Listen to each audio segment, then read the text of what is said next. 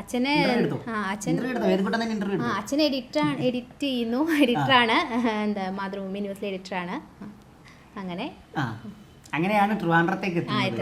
സ്വദേശം എന്ന് പറയുന്നത് തൃശ്ശൂരാണ്.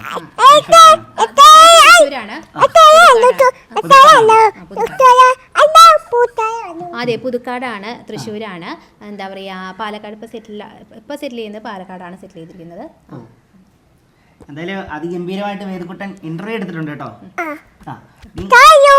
അപ്പോൾ മറ്റൊരു ചോദ്യം, കുഞ്ഞിന് ആ സമയങ്ങളിൽ ആദ്യം കൊണ്ടായ ഒരുപാട് പരീക്ഷണങ്ങളിലൂടെ നേരിട്ട് വന്നു എന്നറിയാം, പറയാനും ചേച്ചിക്ക് ബുദ്ധിമുട്ടാണെന്നറിയാം, എങ്കിലും അതൊരു വലിയൊരു വിജയം.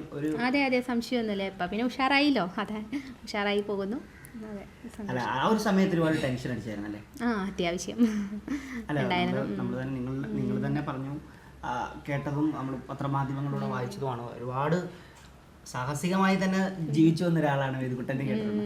അതെ, അപ്പോൾ എന്തെങ്കിലും ഒരു കഴിവും ഈ പറഞ്ഞ പോലെ കൊടുത്തിട്ടുണ്ടാവും, അതായിരിക്കും ഇങ്ങനെ ഈ ഒരു സമയത്ത് ഇത് വന്നത്. ഇങ്ങനെ അല്ല, പറഞ്ഞ പോലെ ആദ്യം തൊട്ടേ തുടങ്ങി ആ പാട്ടിൻ്റെ ഒരു ഇത് അങ്ങനെ, അതുകൊണ്ട് തന്നെ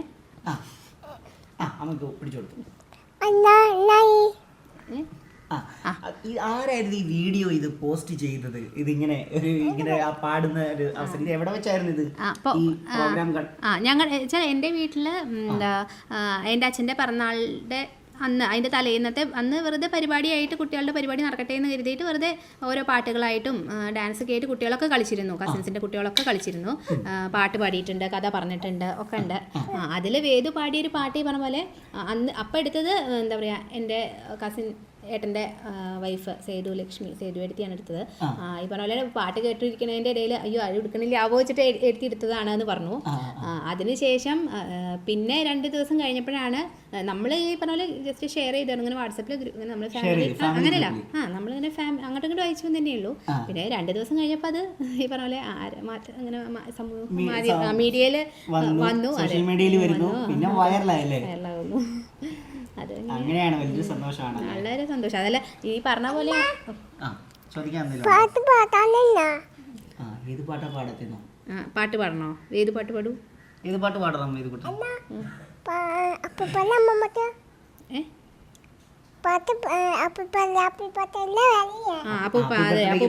അതെ, അപ്പൂപ്പന്റെ ഹാപ്പി ബർത്ത്ഡേക്ക് അതിന്റെ തലേന്ന് പാടിയ പാട്ടാണ് വേദുവിന്റെ ഹിറ്റായത്.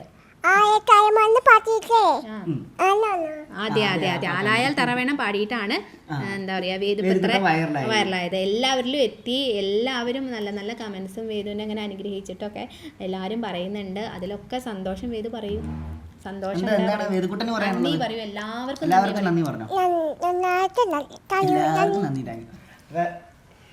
വേദുക്കുട്ടൻ വളരെ ഹാപ്പിയിലാണ്. അച്ഛനും അമ്മയും ഇത് ഒരുപക്ഷെ ഭാഗ്യം തന്നെ എന്ന് പറയാം. ഇത്ര ചെറുപ്പത്തിലെ ഇത്ര വലിയ കഴിവുകൾ സാധ്യമാക്കുക എന്ന് പറയുന്നത് തന്നെ. എന്തായാലും വേദുക്കുട്ടൻ ഒരുപാട് കൺഗ്രാറ്റ്സ് കേട്ടോ. പോട്ടെ ചേട്ടൻ.